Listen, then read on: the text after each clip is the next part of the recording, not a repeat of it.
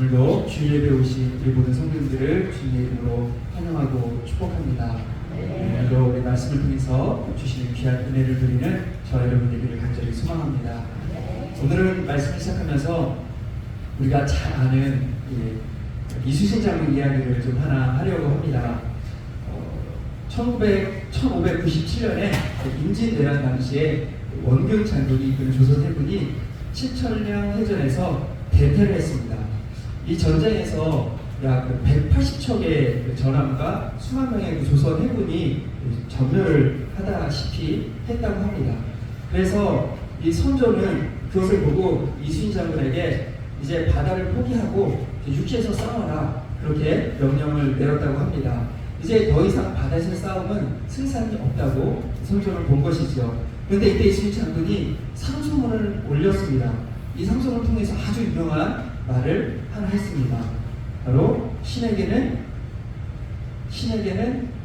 아직 12척의 배가 남아있습니다. 네, 13척 아닌가 이렇게 생각하시는 분들도 계실 것 같아요. 저도 13척으로 알고 있었는데 잘 찾아보니까 상소문에는 12척이라고 올라갔고 실제로 전쟁에는 13척의 배를 가지고 나아가서 승전을 했다고 합니다.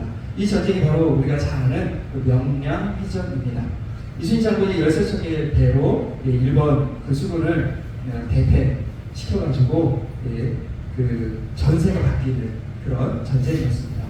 저는 이 전쟁 기사를 읽으면서 이런 생각을 해봤습니다. 이 선조가 보는 거하고 이순신 장군이 보는 거하고 어떻게 이렇게 다를 수 있을까라는 생각을 해봤습니다.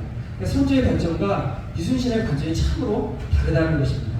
똑같은 상황에 수군이 거의 다 전멸하다시피 하고 모든 배들이 깨진 그런 똑같은 상황에 선조는 어떻게 보았습니까? 이제 바다에서 싸움은 승산이 없다고 봤지만 이순신 장군은 아직 배가 남아있으니까 우리에게 승산이 있다라고 그렇게 보았다는 것이죠.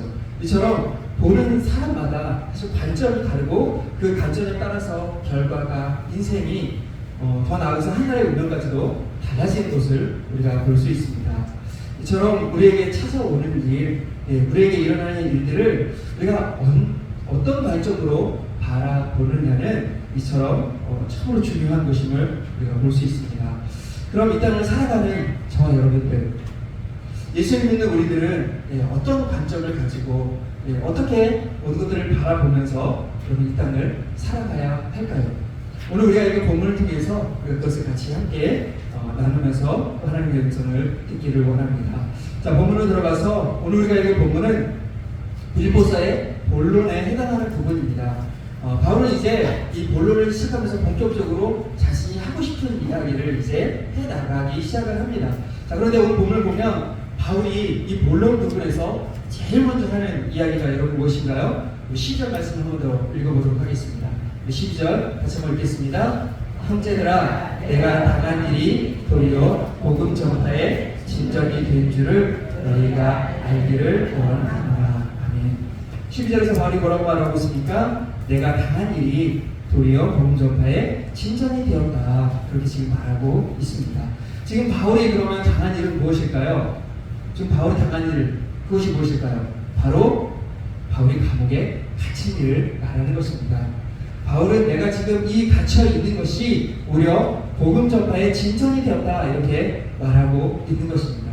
자, 그런데 지금 바울이 감옥에 갇히는 게 여러분 바울이 원했던 상황일까요? 바울이 원해서 지금 감옥에 갇혀 있는 것일까요? 전혀 그렇지 않습니다. 바울은 어쩌면 자유로운 몸이 되는 것을 더 원했을 것입니다. 왜냐하면 그래야 더 많은 이들을 만날 수 있고 더 많은 곳을 갈 수 있고 그동안 자신이 살아했던 것들을 돌아볼 수 있었기 때문에 자유로운 몸으로 복음을 전하길 원했을 것입니다. 그런데 지금 바울의 상황은 어떻습니까? 감옥에 갇혀 있는 거죠. 자유도 없습니다. 만난 사람도 제한적입니다. 심지어 지금 상황은 언제 죽을지도 모르는 그런 상황 가운데 있는 것입니다. 자, 그러면 여러분 이런 상황 같으면 이런 상황 속에서 여러분은 어떻게 성도들에게 말하고 싶으신가요? 무엇을 여러분 말하는 게 맞을까요?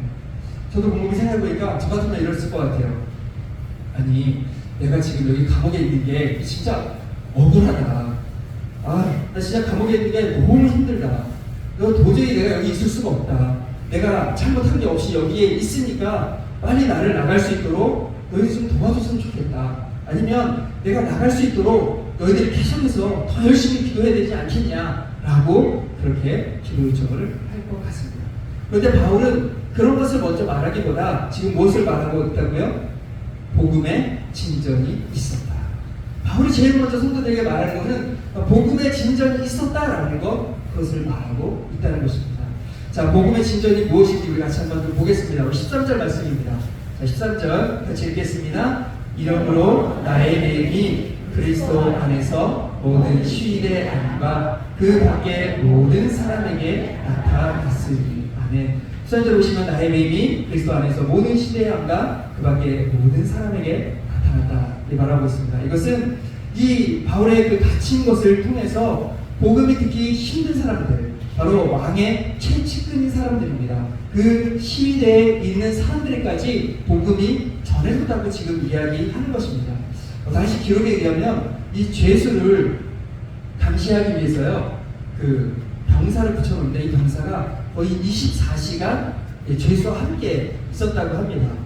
그 24시간 함께 있으면서 그 죄수를 지키는 거죠. 그러니까 지금 바울 옆에도 누가 있었을까요? 이 바울을 지키는 사람들이 있었을 것입니다. 늘 바울 곁에 바울을 지키는 사람이 있었던 것이죠. 바울이 그러면 그 사람들을 그냥 옆에 놔두고 가만히 있었을까요? 그렇지 않았다는 것입니다. 그들에게 복음을 전했다는 거죠. 그리고 그들 중에 그 바울이 전한 복음을 듣고 주님께 돌아오는 사람들이 있었던 것입니다. 그리고 어떤 사람들은 아마 이랬을 것 같아요. 바울의 모습을 보면서 진짜 저 사람 독특한데? 여러 사람들이 바울을 찾아보고 그 말을 들으면서 저 사람이 이야기하는 건 정말 독특한데? 라고 관심을 갖고 듣다가 또 주님께 돌아오는 사람들도 있었을 것입니다. 그래서 바울은 자신이 감옥에 갇혀있지만 이런 상황 가운데서도 지금 복음이 확장되고 있다, 복음이 계속해서 전해지고 있다라고 성도들에게 이야기하고 있는 것입니다. 근데 우리가 여기서 제가 중요하게 여러분과 나누고 싶은 건 이거예요. 자, 그러면 여러분, 이 감옥이라는 이 상황, 좋지 않은 상황, 자유도 없고 힘든 이 상황 가운데서 바울은 어떻게 그 속에서도 복음을 전할 수 있었을까? 원망과 불평과 도움을 요청하는 말이 아니라 오히려 복음이 전파되고 있다라는 그것을 제일 먼저 말씀을 하고 있는데, 그렇게 할 수 있는 이유가 그럼 무엇일까요? 그것은 바로 자신에게 찾아오는 그 고난을 고난으로 바라본 것이 아니라 하나님 나라의 관점으로 바라보기 때문입니다. 다시 한번 말씀드립니다. 바울은 자신에게 찾아오는 고난을 고난으로 본 것이 아니라 하나님 나라의 관점으로 지금 바라보고 있다는 것입니다. 그 고난에는 하나님의 뜻이 있고 또 하나님의 계획이 있고요, 또 하나님의 그 다스리심이 있다고 보았기 때문에 감옥에서도 복음을 전할 수 있었던 것입니다. 만약 바울이 이 고난을 하나님 나라 관점으로 보지 않고 이 고난을 그저 고난으로만 봤다면 여러분 어땠을까요? 바울도 이 감옥 속에서요, 좌절하고 낙심하고 우울해했을 거예요.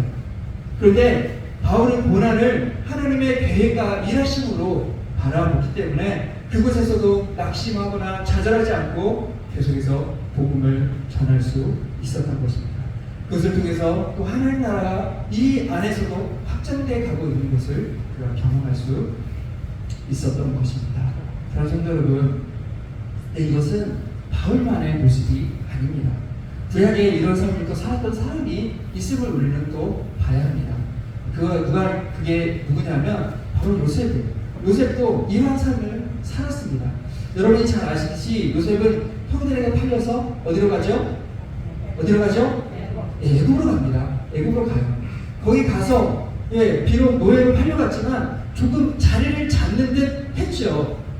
그렇죠? 그런데 억울하게 누명을 써서 또 감옥에 갑니다.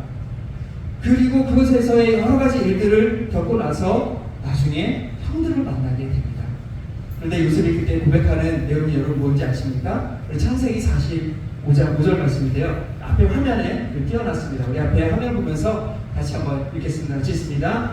당신들이 나를 이곳에 팔았다고 해서 근심하지 마소서, 한탄하지 마소서. 하나님이 생명을 구원하시려고 나를 당신들보다 먼저 보내셨나이다. 아멘.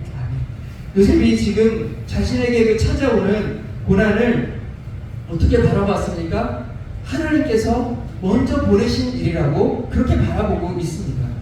나에게 찾아온 그 고난을 하나님의 계획과 뜻으로 요셉도 바라보고 있습니다. 그런 관점을 갖고 있었기 때문에 애굽에서의 그 종으로서 살아가는 삶, 죄수로서의 그 삶도 이기고 하나님의 그 구원의 도구로 요셉이 쓰임받을 수 있었던 것입니다. 사랑하는 성도 여러분, 이처럼 우리에게 찾아오는 고난을 어떻게 바라보느냐에 따라서 그 결과가 달라지게 되어 있는 것입니다. 그렇기 때문에 우리는 이 땅을 살아가면서 우리는 고난을 그저 고난으로 바라보지 않는 눈을 가져야 합니다. 고난을 고난으로 바라보는 것이 아니라 고난을 하나님의 계획과 하나님의 일하심으로 바라볼 수 있어야 하는 것입니다. 그러면 여러분, 이런 관점을 가지기 위해 우리에게 필요한 게 뭘까요? 어떻게 해야 우리가 이런 관점을 가지고 이 땅을 살아갈 수 있을까요? 그것은 바로 하나님을 경험하는 것입니다. 하나님을 경험해야 우리가 이런 관점을 가지고 이 땅을 믿음으로 살아갈 수 있는 것입니다. 요셉 이야기에서 요셉 이야기를 나중에 잘 읽어보시면 이 요셉 이야기에서 그 요셉을 계속해서 따라다니는 말이 하나 있습니다. 그것이 뭐냐면 여호와께서 요셉과 함께 하심으로, 여호와께서 그와 함께 하심으로 라는 말이 계속해서 요셉을 따라다닙니다. 그 요셉은 애굽에 갔어요. 노예로 팔려서 갔어요. 형들에 의해서 팔려서 갔어요. 그렇지만 그곳에서 누가 함께 하셨습니까? 하나님이 함께 하심을 경험했습니다. 억울하게 감옥에 갔습니다. 억울하게 감옥에 갔지만 그곳에서도 나와 함께 하시는 하나님을 그가 경험했다는 것입니다. 여러분, 이것은 바울도 마찬가지죠. 바울도 고난을 받고 계속해서 복음을 전하는 삶을 살면서 그가 경험한 것이 무엇입니까? 하나님의 함께 하심이었습니다. 하나님의 인도하심, 하나님의 이끄심이었다라는 것입니다. 여러분, 그렇기 때문에 그가 이 로마 감옥에서도 이 하나님의 관점으로 이 고난을 바라보며 지금 살아가고 있는 것입니다. 자, 그렇다면 우리가 하나님을 경험해야 이 고난으로 안 보고 하나님의 관점으로 이 고난을 바라보면서 우리가 이겨나갈 수 있는데, 그렇다면 우리가 하나님을 경험하는 방법은 과연 무엇일까요? 여러분, 우리가 어떻게 해야 하나님을 매일매일 삶 속에서 여러분 경험하며 살아갈 수 있을까요? 여러분은 정말 하나님을 경험하며 여러분 살아가고 계신가요? 아마 이 질문에 그렇다고 대답하실 분들이 더 많으실 것입니다. 오늘 말씀을 잘 기억하시면서 우리가 정말 하나님을 경험하는 삶들이 되기를 간절히 소망합니다. 여러분, 하나님을 경험하는 가장 좋은 방법, 그것은 다른 것이 아니라 말씀과 기도인 줄 믿습니다. 여러분, 지금 말씀을 듣는 저와 여러분은 지금 이 말씀을 들으면서 하나님을 경험하고 있는 것입니다. 우리는 말씀을 통해서 하나님의 살아계심, 하나님의 그 역사하심, 하나님이 나와 함께 하심, 그 하나님께서 나에게 말씀하시는 그 하나님을 우리는 지금 이 말씀을 통해서 경험하고 있는 것입니다. 기도를 통해서도 우리는 하나님을 경험할 수 있습니다. 우리가 기도를 하면 우리 하나님 어떤 하나님이십니까? 그 기도를 들으시는 하나님이신 줄 믿습니다. 우리가 기도하면 우리 하나님은 그 기도를 들으실 뿐만 아니라 응답하시는 신실하신 하나님이십니다. 그래서 우리가 기도하면 그 응답하시는 하나님을 우리가 경험하게 되는 것입니다. 우리가 말씀을 가까이 하고 기도할 때 고난이 우리에게 찾아와도 낙심하고 좌절하는 것이 아니라 그것을 또 다른 하나님의 계획과 인도하심으로 보면서 이겨나갈 수 있다는 것입니다.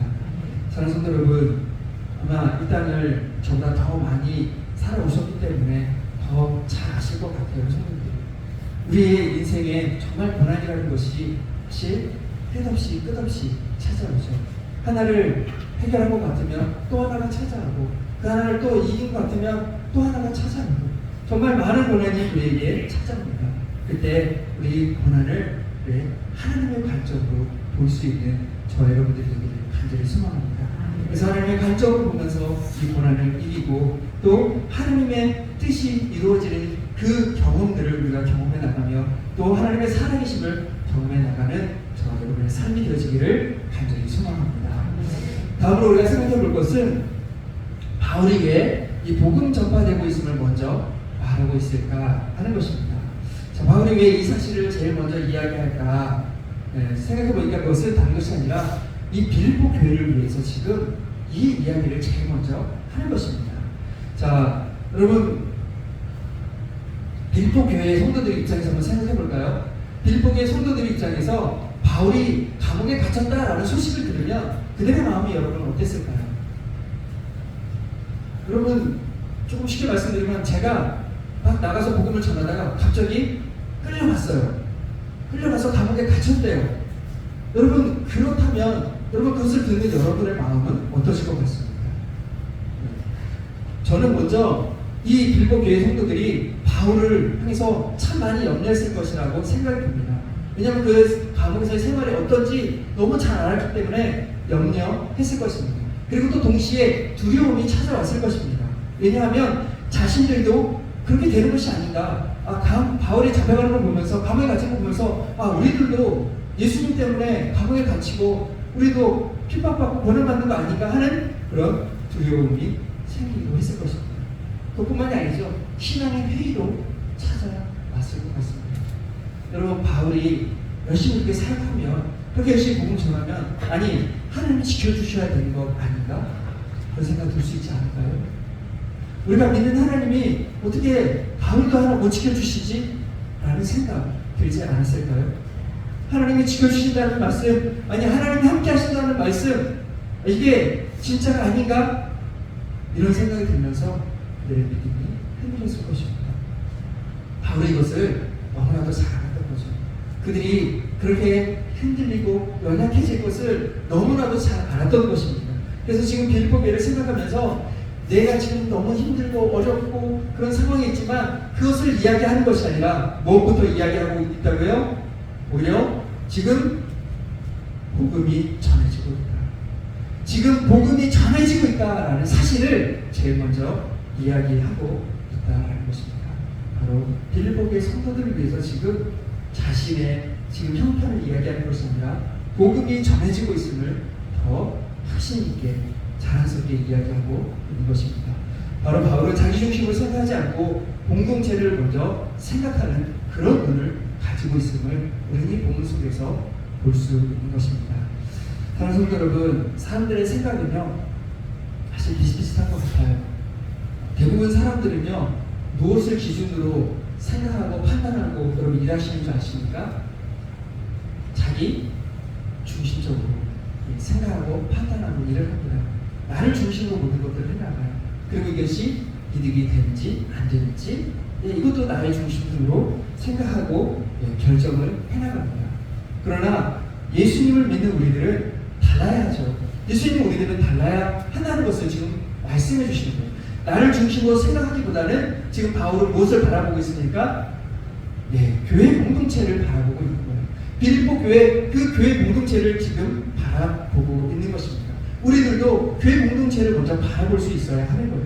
왜냐하면 하나님께서 우리를 교회로, 교회 공동체로 불러주셨기 때문입니다. 사랑하는 성도 여러분, 저와 여러분은 늘 우리가 이 공동체 안에, 교회 공동체 안에 있음을 늘 기억했으면 좋겠습니다. 아멘이십니까? 여러분, 그래서 내가 결정하는 일이 이 교회 공동체에 어떤 영향이 있을지 우리는 고민하면서 결정해 나가셔야 하는 거예요. 여러분, 내가 하는 말이, 내가 지금 하는 이 행동이 이 공동체에 어떤 영향이 있을지 생각하시면서 말하시고 행동하셔야 하는 것입니다. 아마 이 자리에 계신 성도님들은 지금까지 그런 마음 가지고 또 살아오셨을 거라 생각이 듭니다. 그런데요, 점점 이런 모습들이 사라지고 나를 중심으로 하려고 하는, 나를 중심으로 생각하려고 하는 모습들이 점점 더 많아지는 것을 보게 돼요. 그러다 보니까 교회가 어떤 모습으로 지금 변해가고 있습니까? 점점 교제와 나눔이 약해집니다.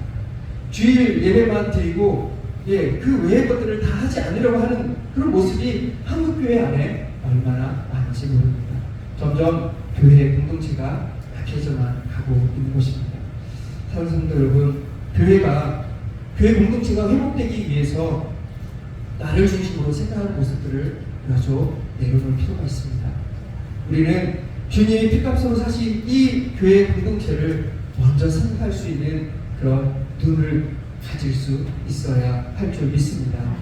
그리고 또 교회 안에 있는 형제 자매를 더 먼저 더 우선으로 생각할 수 있는 그 눈이 우리 가운데 있어야 될 줄 믿습니다. 사랑하는 성도 여러분, 이런 생각과 마음을 가지고 함께 주의 몸된 교회를 사랑하는데, 그런데 쓰임받을 수 있는 저 여러분 되기를 간절히 소망합니다. 마지막으로요, 오늘 본문을 통해서 나누고 싶은 것은요, 적군과 아군을 구별하자라는 거예요. 적군과 아군을 구별하자. 예, 좀 표현이 조금 자극적이실 것 같기도 한데요. 우리는 본문 속에서 아군과 적군을 구별할 수 있어야 한다라는 거, 우리가 그것을 볼 수 있어요. 오늘 본문을 보면 바울이 감옥에 갇혀 있어요.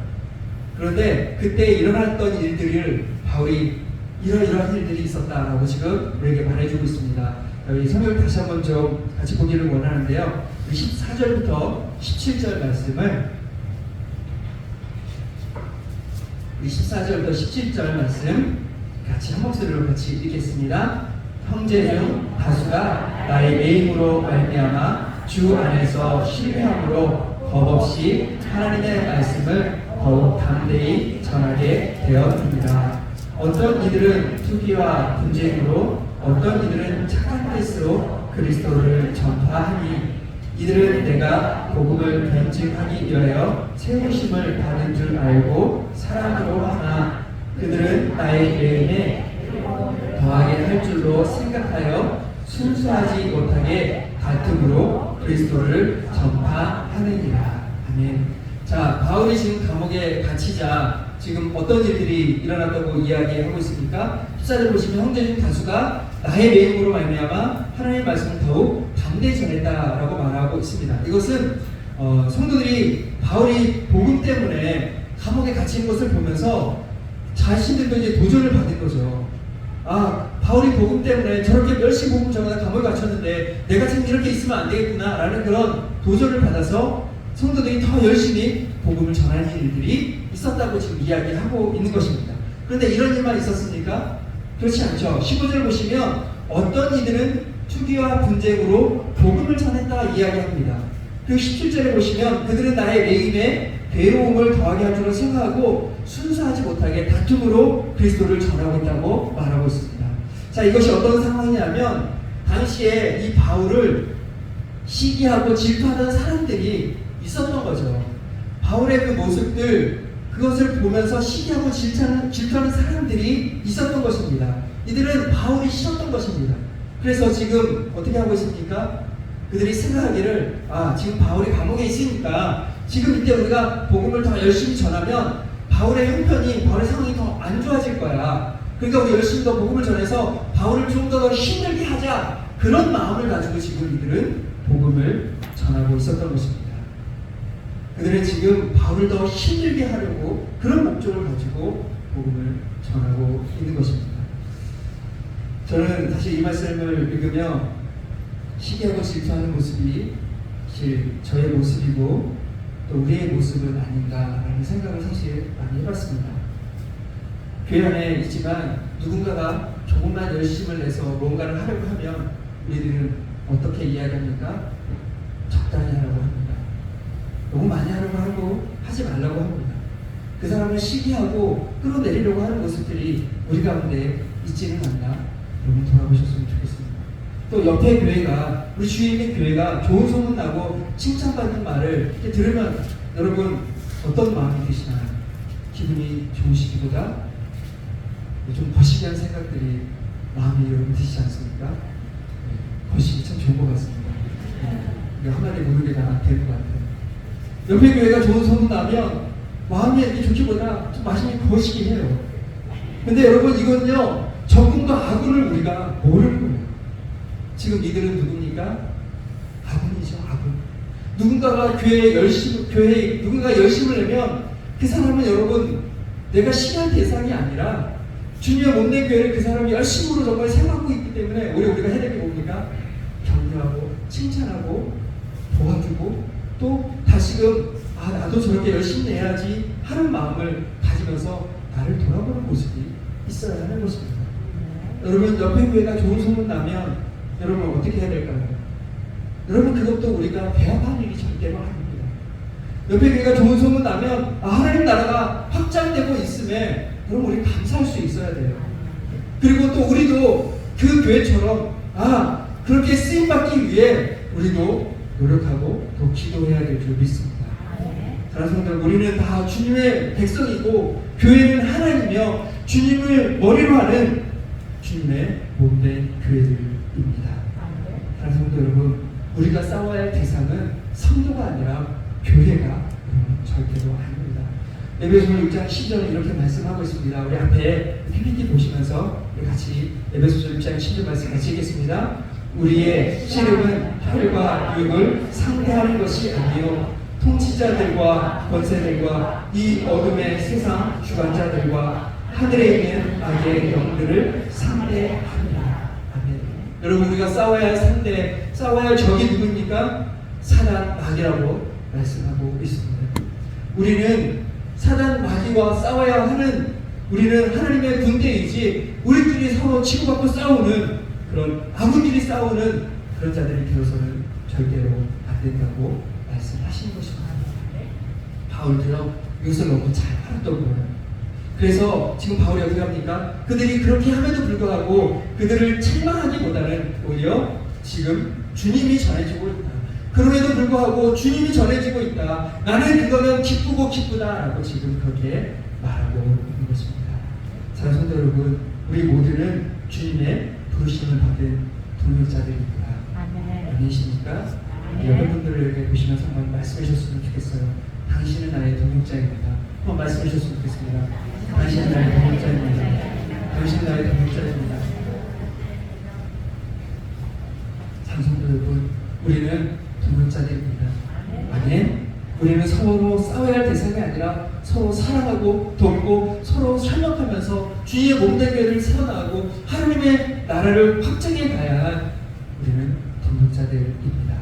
이것을 기억하며 우리가 주님 안에서 서로 사랑하고 또 함께 우리 신교회를 세워나가고 하나님 나라를 위해 함께 동역해 나가면서 또 하나님께 귀하게 쓰임받는 삶을 살아가는 저와 여러분들이 되기를 간절히 소망합니다. 우리 다 같이 우리 기도했으면 좋겠습니다. 기도할 때